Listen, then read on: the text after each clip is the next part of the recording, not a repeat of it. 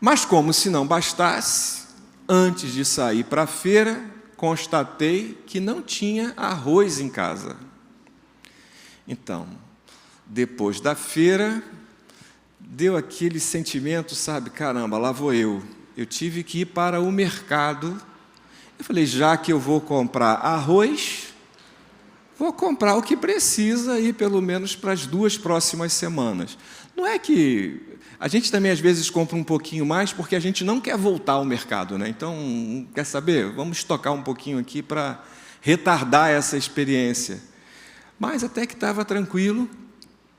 Então, o suprimento da feira, mas tinha alguns elementos que só mesmo no mercado. E no mercado, a gente compra aquilo que é necessário para o sustento da família, sustento da casa. Algumas coisas muito naturais a ponto da gente nem perceber. A gente compra o que a gente precisa e a gente compra conforme a gente pode. A compra que eu faço na feira, no mercado, tem a ver com as necessidades da família, mas também a capacidade do consumo da família. Nem tudo que, de repente, eu quero, eu compro. Nem tudo que eu preciso, eu tenho de forma imediata. Então, no que se refere ao consumo, sempre tem a questão da necessidade e também tem a possibilidade. Todos nós já estivemos diante dessa situação. O que eu preciso, o que eu posso. No início da oração do Pai Nosso, ou na verdade, o início do Sermão do Monte, Jesus fala, orienta, para que a gente peça a Deus pelo suprimento diário. Ele incentiva que a gente localize quais são as nossas necessidades básicas. E sobre as nossas necessidades básicas, falarmos com Deus. Bem, não é natural obtermos os nossos recursos básicos. Por isso precisamos dele. E às vezes tem a experiência da escassez. E Jesus Cristo orienta para que a gente peça o pão de cada dia. Agora, no final do Sermão do Monte, oração do Pai Nosso logo no início, mas o final do Sermão do Monte, Jesus orienta e fala a respeito da ansiedade. E a ansiedade está relacionada ao que comer, ao que vestir e onde morar.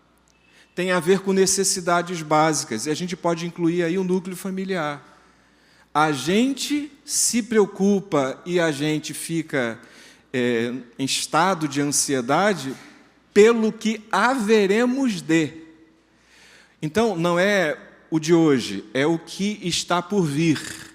É se o meu suprimento de hoje é capaz de chegar ao fim do mês.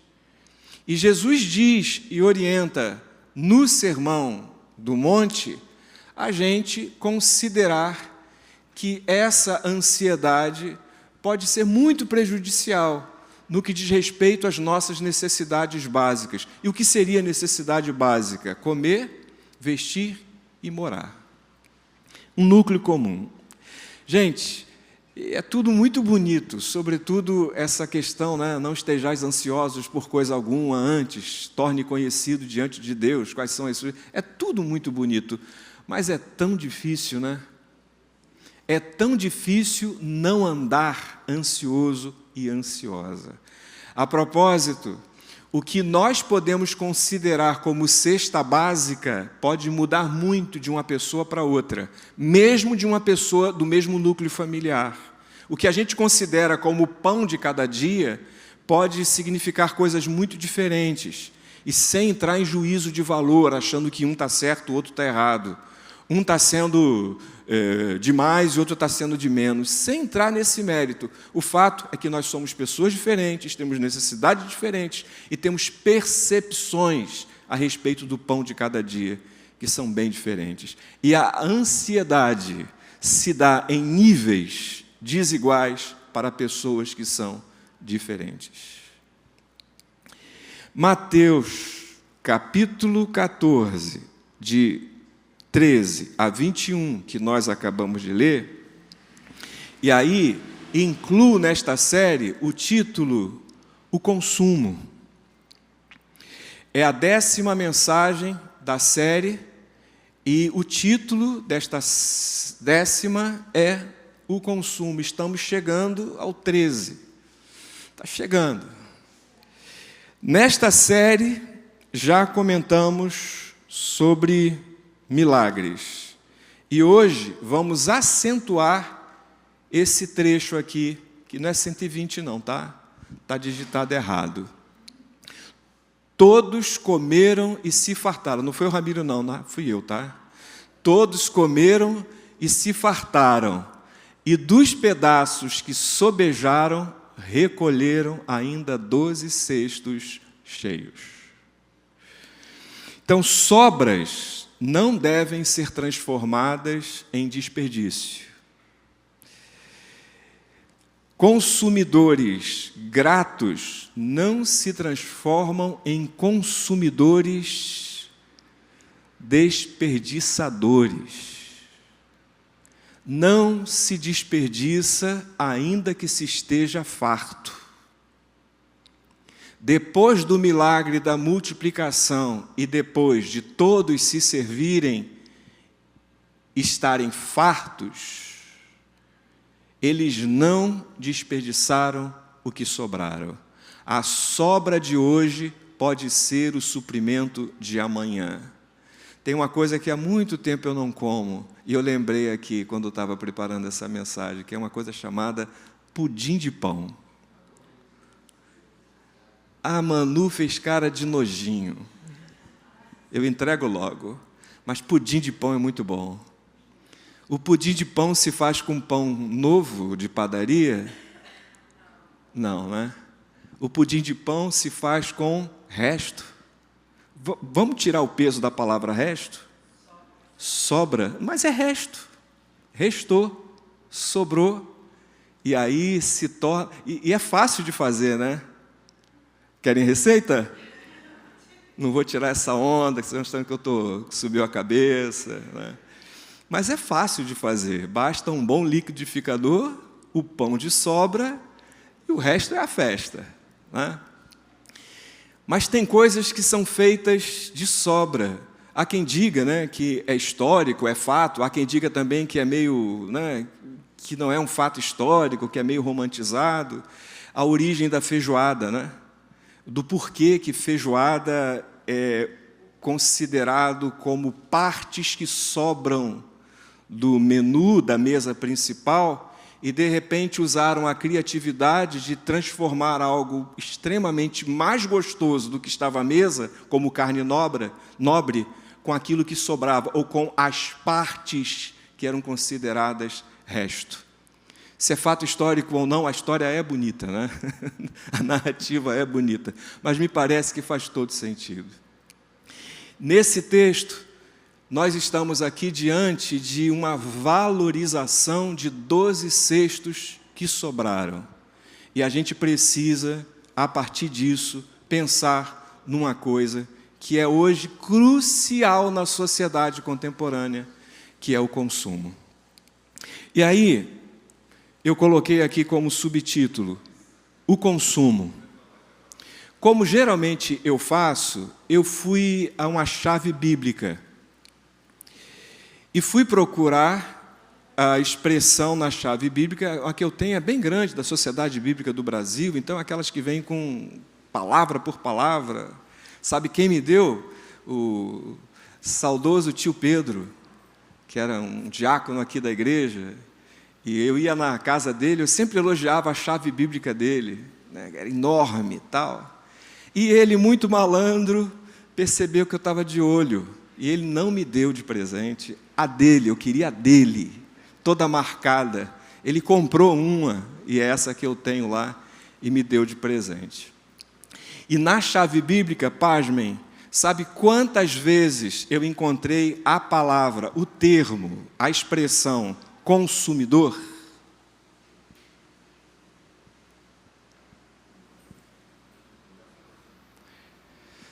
Sabe quantas vezes? Consumidor em que sentido? Porque eu posso usar o consumidor em sentidos variados, mas no sentido comercial.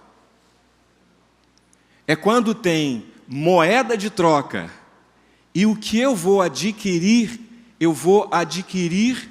com preço, com contrapartida, com moeda de troca. E nesse sentido eu me torno um consumidor.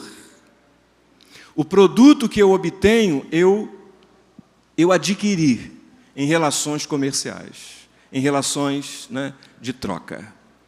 Sabe quantas vezes eu encontrei a palavra consumidor? Nenhuma.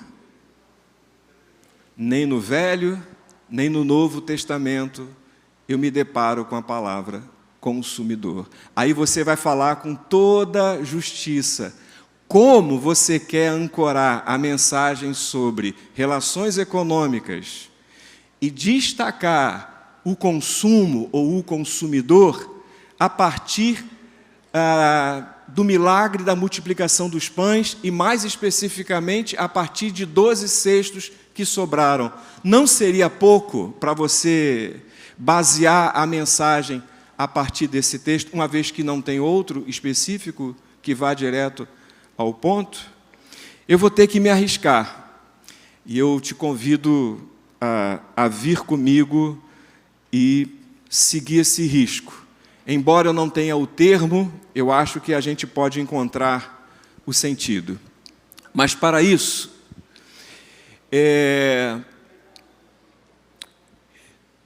tem um livro que não é de fácil assimilação, não. Ele é um livro truncado, sabe? Ele é de uma linguagem meio difícil, né? É chamado A Modernidade Líquida, de um sociólogo chamado Zygmunt Bauman. E ele faz uma descrição muito boa sobre as transformações pelas quais nós temos passado no Ocidente no que se refere a consumo. Ele separa a modernidade em 3 categorias assim, bem básicas. Numa primeira fase, bem inicial, a identidade do indivíduo era muito marcada pelos laços familiares. Então, quem é a Neuza? A Neuza é a filha, a Neuza é a mãe, a Neuza é a esposa, a Neuza é a prima. Os laços familiares da Neuza davam a ela essa identidade social diante de outras pessoas. Mas, ao longo da modernidade, foi entrando brutalmente a mecanização, a industrialização, as grandes cidades industriais, as multidões aqui, não é? De mais de 5.000 homens, fora mulheres e crianças, grandes concentrações populacionais, casas populares, em que as pessoas se desenraizaram, saíram de perto do seu núcleo familiar maior. E, quando muito, tem ali a sua casa, mas não tem aquela cidade em que, sei lá, tantos e tantos são da família. A minha identidade já não está tão atrelada à minha relação familiar, mas está relacionada ao trabalho. Quem eu sou na sociedade, o meu trabalho, a minha atividade laboral, fala a respeito da minha identidade social. Quer ver um símbolo? E nós pegamos isso já, não é? Isso é muito antigo, né? Sobretudo na Europa, lá do Zygmunt Bauman, nos Estados Unidos. Mas nós, brasileiros aqui, né, medianos em termos de idade, nós somos do tempo em que tinha um distintivo que nós carregávamos e éramos extremamente, como é que se diz, orgulhosos de demonstrar, sobretudo quando estava assinada, que é a nossa carteira profissional. A tal da CLT. Não é isso? Azulzinha. Geralmente retratos com a nossa cara judiada, porque era muito antiga. Retrato que a gente não gostava de mostrar. Gente, eu conheci alguns idosos que com profundo orgulho mostrava a carteira assinada e do início, do primeiro emprego até o último, apenas um carimbo. Aí é o céu. Não é não, Sérgio? Pegou isso, Sérgio? O orgulho dessa pessoa era dizer que só teve um vínculo e foi para a vida toda. Caramba, que orgulho, que coisa maravilhosa. Então, a pessoa quer falar quem ela é, quer se apresentar. Geralmente, ela falava o que é que ela fazia. Falava o nome e depois de falar o nome, falava o quê? Eu sou músico, eu sou economista, eu sou dona de casa. Enfim, a identidade estava muito atrelada à atividade profissional. Inclusive o valor da pessoa. Algumas pessoas mais, dava o valor às pessoas de acordo com o trabalho delas. Aonde você trabalha? Aí já dá. Mas aonde eu quero chegar?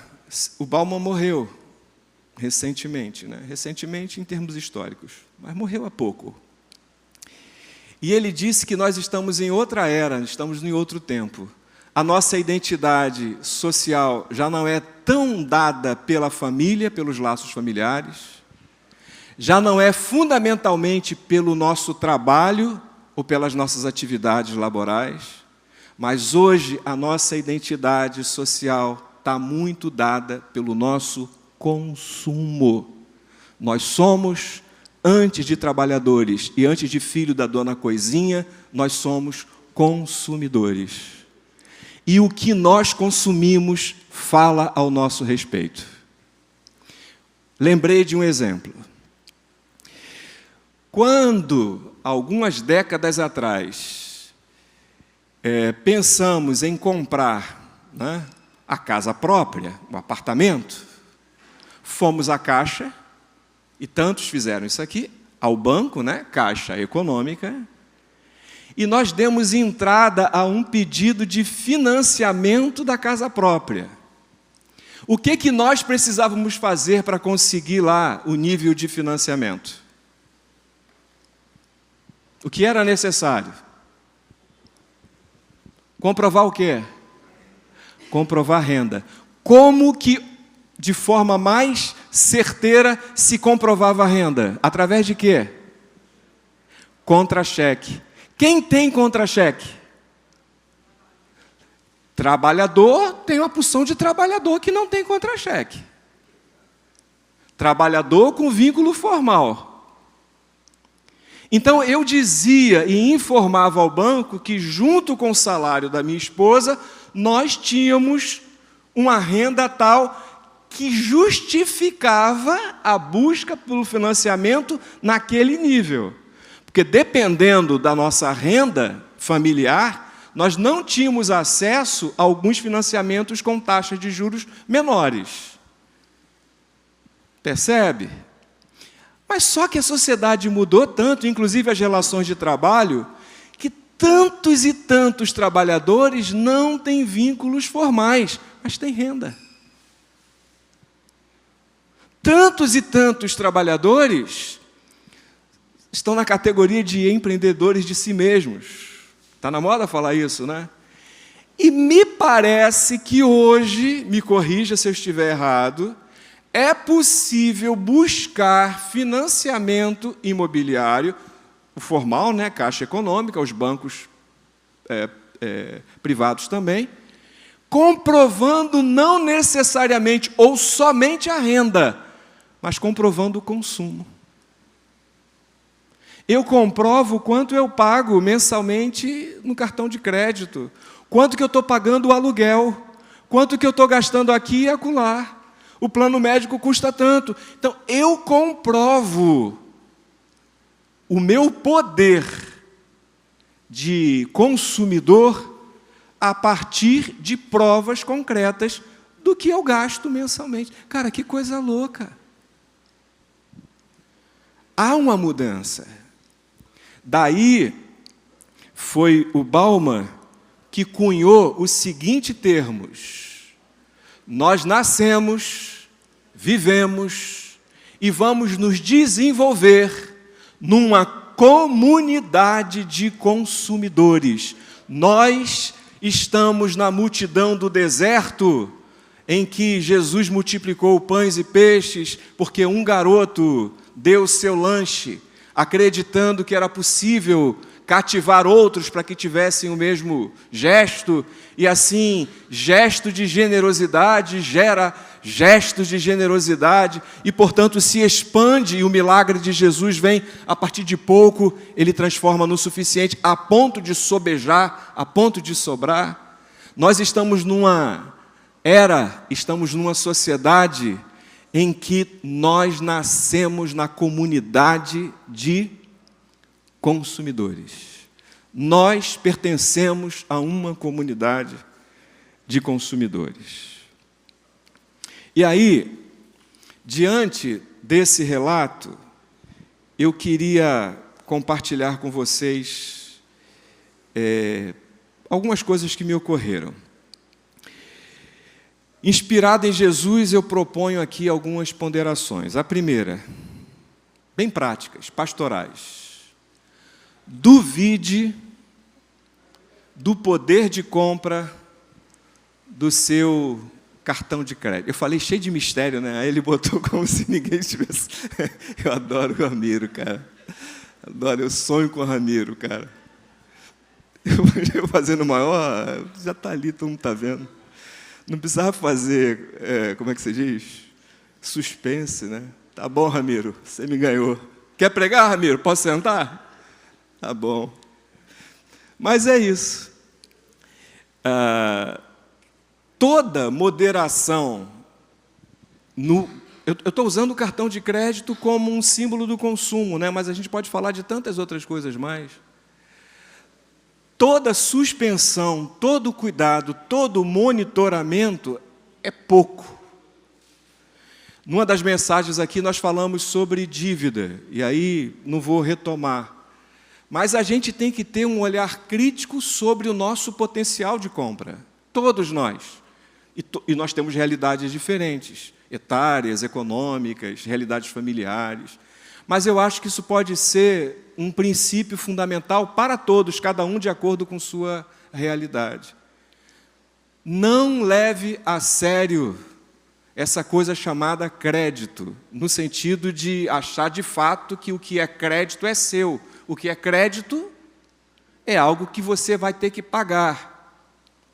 Então, o consumo pode se transformar em compulsão. E quando o consumo, a gente tem esse comportamento de compulsão, pode trazer danos à saúde pessoal, física, mental, assim como pode afetar as relações interpessoais, pode afetar as relações mais pessoais, pode afetar os outros. Infelizmente, muitas pessoas padecem desse tipo de compulsão e não trata a compulsão como se fosse algo passível a necessidade de ajuda, eventualmente ajuda profissional, especialista. Por quê? Porque é algo que se perde o controle. Nós dizíamos hoje aqui no estudo bíblico, na escola, em que algumas pessoas perderam o contato, o tato, o manuseio da coisa que a gente chama de dinheiro. Tem gente que nasceu e está crescendo sem ter contato com moeda, com níquel. Em termos de materialidade do dinheiro, essas pessoas quase que não têm. Mas não é só perder o sentido do tato, é perder a ideia do que é. Então, eu posso não mensurar o que é o dinheiro para mim e o que é o dinheiro que eu tenho. E eu, sem querer falar em teoria conspiratória, eu não acho que essa perda de noção seja simplesmente questões isoladas. Eu acho que é sistêmico. Eu acho que é proposital. Eu acho que algumas pessoas, de fato, não têm noção disso que a gente está chamando de dinheiro e de consumo. O consumo, ele está em níveis de facilidade. Eu abro lá um aplicativo, e aí eu me interessei por alguma coisa, e o aplicativo me diz se esse produto virá nacional ou internacional. Isso quer dizer que o mercado não é um mercado que tem barreiras, é um mercado sem barreiras. É o que a gente chama de globalização, a facilidade do consumo, a facilidade de se adquirir e de se comparar. E há quem diga que nessa compulsão, o compulsivo perde o prazer assim que adquire, assim que toca, assim que usa, assim que veste. O prazer acaba quando é meu. Então, não é necessariamente um item de necessidade. A necessidade é o consumo. Não é a coisa, é o consumo, é a atividade, é imaginar, é desejar. E uma vez tocado, perde-se o encanto.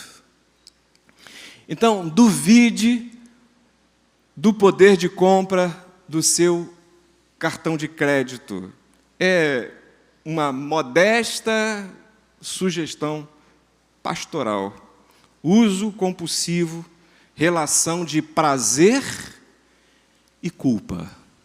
Aí alguém com muita justiça vai falar assim, mas quando ou como saber se virou compulsão? Não tenho a resposta. Qual é o nível, qual é o patamar? Não tenho, acho que é até muito relativo, fica para a reflexão. Segunda questão que eu pensei aqui, inspirado no que fez Jesus lá com os 12 cestos. Vendedores, bota Ramiro, aí moleque. Vendedores usam técnicas emocionais de convencimento. E aqui, gente, olha para mim, me dá um crédito. Eu não estou fazendo juízo de valor, eu não estou dizendo se isso é bom, se isso é ruim, eu estou tentando aqui destrinchar os fatos, tá certo? Então, se vendedores usam técnicas, e essas técnicas incluem o aspecto emocional, eu não estou dizendo se isso é bom, se isso é ruim, mas se vendedores usam técnicas emocionais, eu preciso reconhecer quais são as minhas emoções enquanto eu consumo.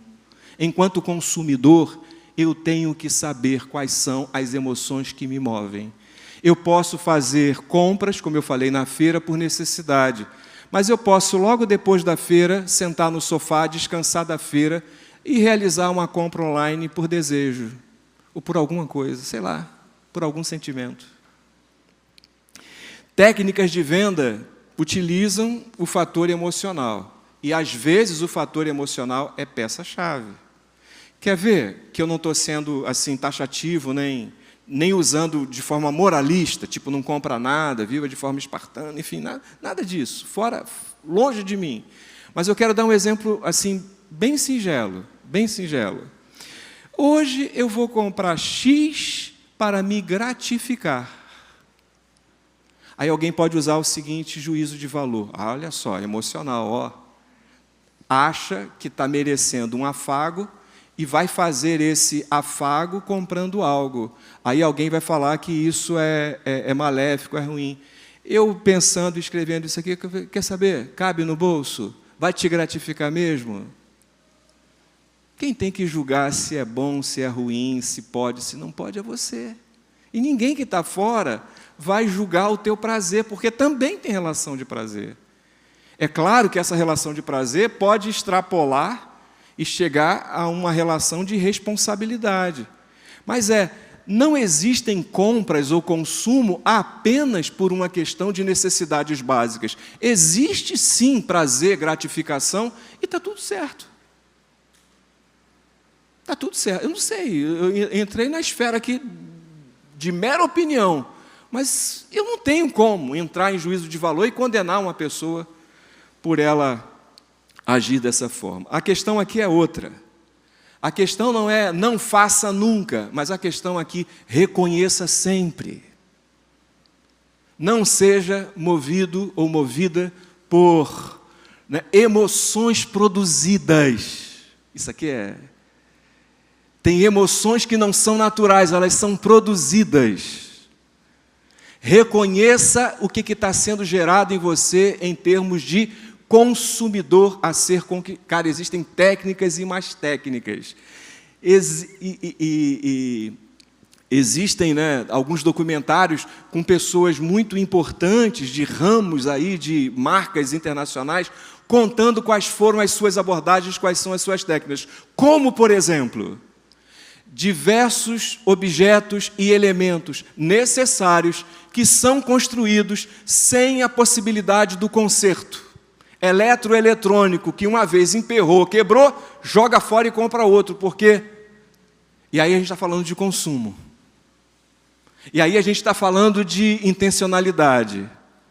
A gente está falando, portanto, de emoção. Todo cuidado é pouco para não se transformar num consumidor, numa consumidora facilmente seduzido e seduzida.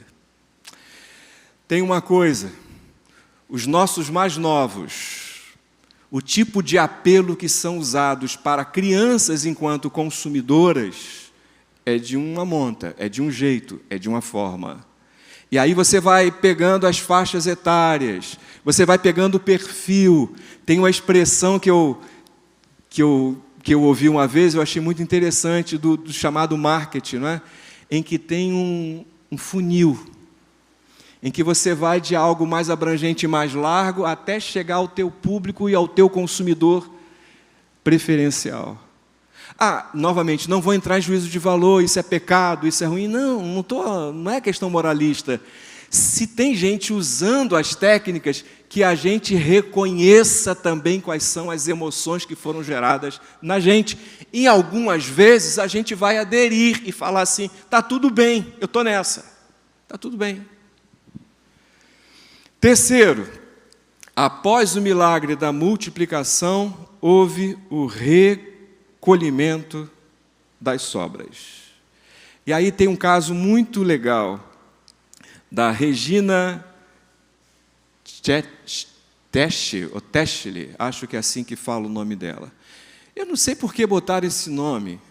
Regina é uma mulher nordestina, autodidata, mora na favela, lá onde eu atuo, Babilônia, Chapéu. E ela se transformou numa figura conhecida. Hoje ela frequenta vários salões de grandes eventos corporativos. Esse agora que teve aqui no Rio, esse enorme... Ela foi uma das palestrantes. Assim como ela participa de várias capacitações de ONGs, de movimentos sociais. Ela é uma figuraça. Ela já usou lá, inclusive, o espaço da Igreja Batista do Leme, algumas vezes para dar cursos. Aí você diz assim, quem é que vai subir a ladeira para fazer um curso? Várias pessoas assim, sabe? Professores universitários, gente que trabalha com... Como é o nome do profissional que trabalha com alimento? Nutricionistas. Enfim, ela se tornou numa autoridade. Recentemente, quem subiu lá para fazer um programa inteiro com ela foi aquele jornalista da Globo que trabalha com a questão enfim, trabalha com ecologia, o André Trigueiro, fez um trabalho inteiro. Ela é bombada no YouTube. Mas por que eu estou falando dela? Depois eu posso até passar o Instagram dela. Olha só que frase.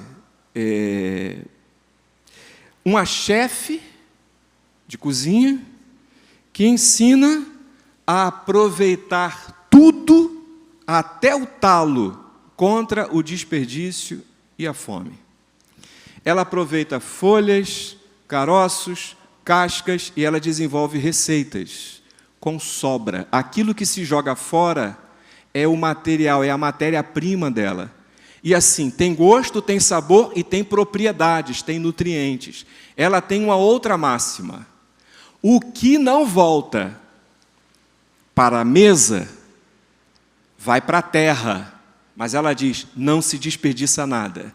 E ela desenvolveu uma técnica. Gente, estou falando de uma mulher, eu não sei se ela é paraibana, extremamente simples, mas que desenvolveu um conhecimento empírico fundamental, em que basicamente ela discute o reaproveitamento, o não desperdício. E não apenas para pessoas em vulnerabilidade social, os chamados pobres que têm pouca comida. Isso é para qualquer cozinha. Isso é para qualquer cozinha. Então é o doce, aquilo, enfim, uma figuraça, agradabilíssima. É alguém que desenvolveu uma filosofia a partir de uma percepção, que é uma percepção que nós estamos tendo aqui de Jesus. Aproveitar 100% dos produtos orgânicos que são utilizados como alimento. É a proposta, é a pretensão. Dizem os antigos que na natureza nada se perde, né? Tudo se transforma. Temos mania, imposta pela cultura do consumo, de jogar fora. E aí não é só comida não, né? Na sociedade de consumidores existe um hábito, e é o hábito do jogar fora. Amanhã a gente vai ter, eu estou citando o Leme, porque amanhã a gente vai ter lá no Leme um domingão. Todo mês a gente tem um domingão. E o que é o domingão? A gente abre a igreja logo às 11 horas da manhã, geralmente serve almoço. Como está frio, amanhã vai ser um dia de caldos, os mais variados caldos, canjiquinha, tal, tudo. Vende por preços módicos. Geralmente enche, geralmente dá 2 horas, assim, já se vendeu tudo, aí o pessoal começa a procurar, já acabou. Mas além, tem o que as irmãs fizeram aqui, né? Na terça-feira, né? O bazar. E o bazar é o grande atrativo. As pessoas entram o dia inteiro, sobretudo nesse domingo. É uma sala, antes de entrar propriamente no templo, é uma sala à parte, separada, e as pessoas entram ali e às vezes compram produtos por R$2, R$3, de ótima qualidade. Inclusive você pode doar tanto aqui quanto lá, que é muito bem aproveitado. E as pessoas não são pessoas, a gente cria também uma mentalidade, né? São pessoas que não têm o que vestir, são pessoas que não têm o que... Não, elas têm o que vestir, elas têm o que calçar. O bazar não é roupa arrebentada, puída, manchada, é roupa de qualidade e outros, né, objetos também de qualidade, cadeiras, enfim, móveis. E aquilo roda. Aí alguém pode falar, pode entrar aqui alguém para comprar isso e depois tentar vender lá embaixo por um preço? Foge da minha alçada, eu não tenho esse controle. E a igreja faz isso há não sei quanto tempo. Mas, além disso, a Werner, que é de cabeleireiro, tal, salão, né? Amanhã vai mandar os profissionais. Então, vários profissionais que não são evangélicos, nas salas da igreja, atendem. E as pessoas que vão lá, esses profissionais, dão aula formando aqui embaixo, em Copacabana. Mas, uma vez ao mês, eles dão o trabalho. E aí, a questão da autoestima, é unha, é cabelo, é massagem, é não sei quantos serviços que são prestados. Ou seja, há um aproveitamento não apenas de coisas, mas também de potenciais. Nem tudo é dinheiro e nem tudo para ser bom precisa ser caro. A gente tem que parar com a suspeita de que a gente passou, viu um restaurante com poucas pessoas, a comida deve ser ruim porque é barata. Barato? Barato. Porque comida ruim com barata realmente não dá. Mas é isso, a gente cria hábitos de consumo que são fabricados na gente. Quer dizer, para você ser uma pessoa respeitável, o teu consumo não pode ser igual, o teu consumo tem que te distinguir. Eu não quero, aqui é prático pastoral, mas é um tal do Bourdieu, o francês da economia criativa, da economia francesa, que vai mostrar isso claramente. Tem coisas que vale pelo símbolo, não vale pela coisa. O fato de ser caro exclui o Arthur, porque o dia que eu vestir como Arthur, eu sou pobre. O Arthur tem que olhar para mim e falar, eu não consigo me vestir como ele é rico. Amém, irmão?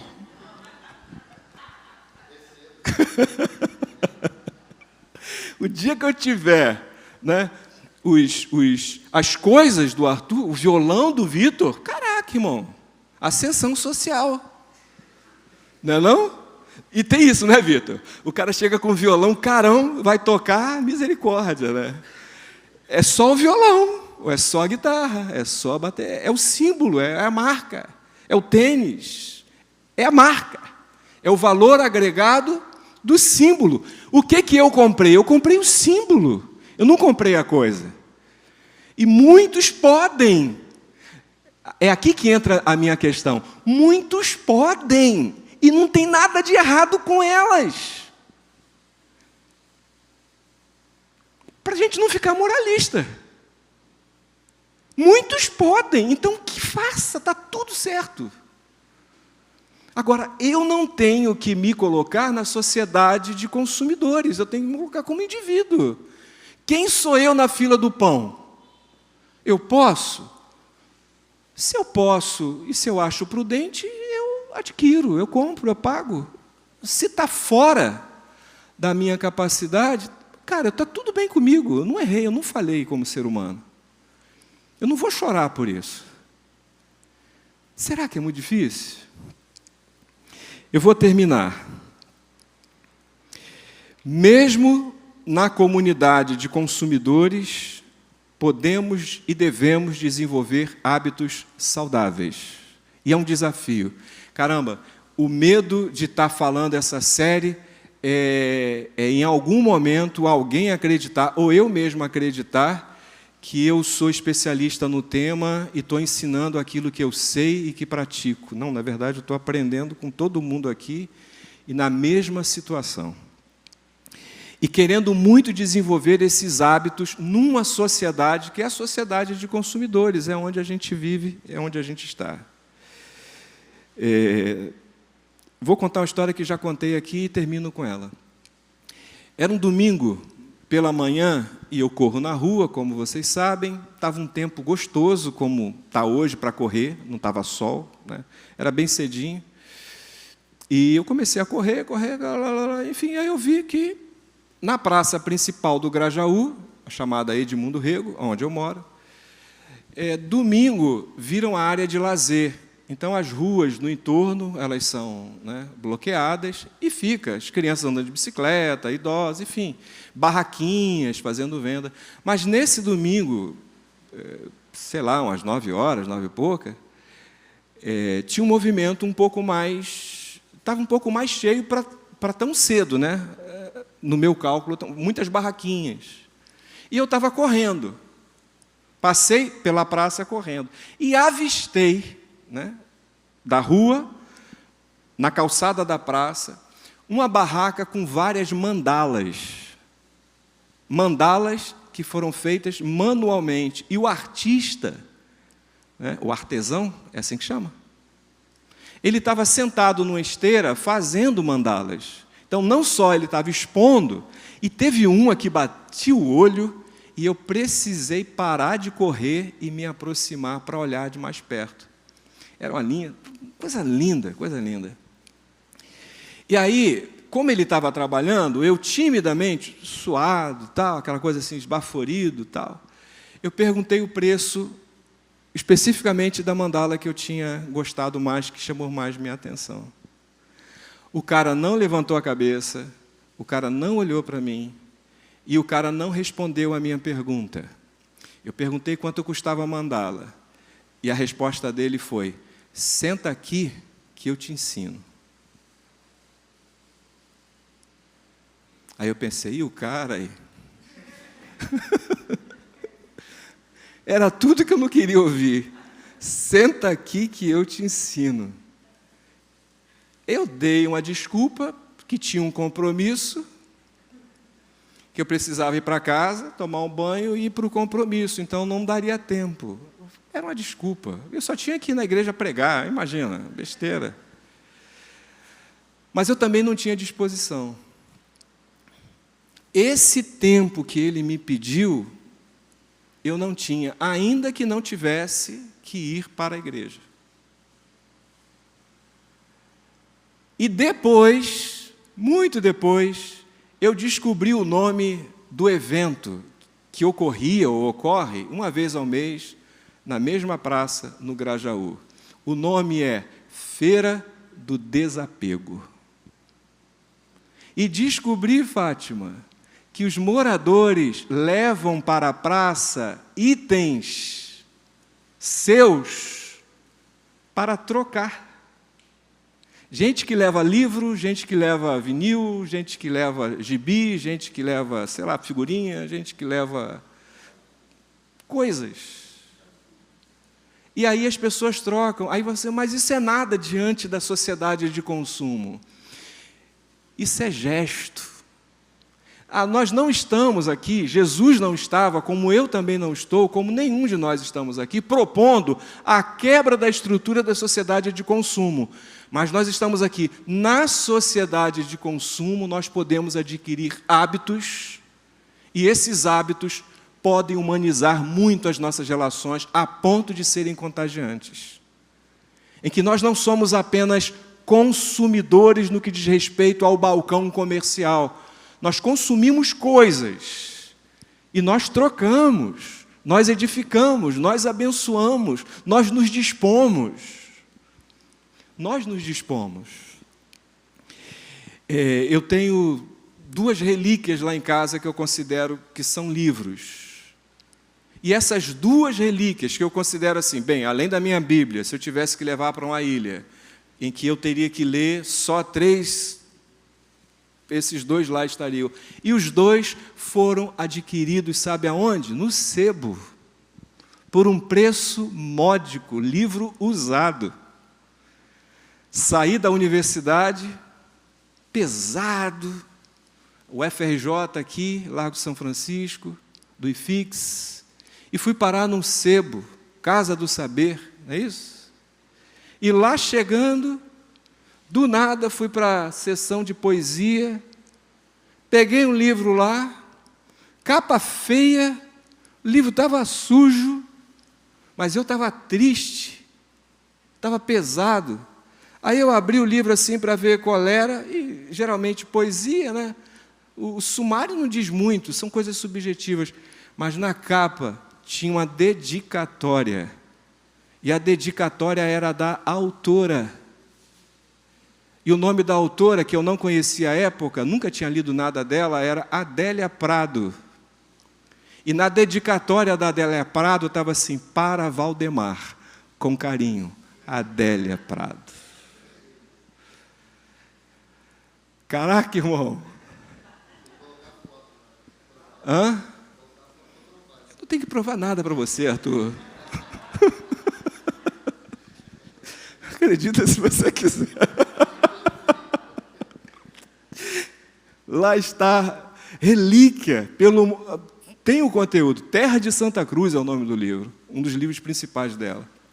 E a partir de então, obtive todos os livros dela, todos os livros. Já escrevi um artigo sobre essa experiência, e vai sair um livro em que tem esse capítulo sobre Epifania, com Adélia Prado. Mas tem um outro, de também um poeta que eu não conhecia muito bem, já tinha ouvido falar, chamado Pablo Neruda.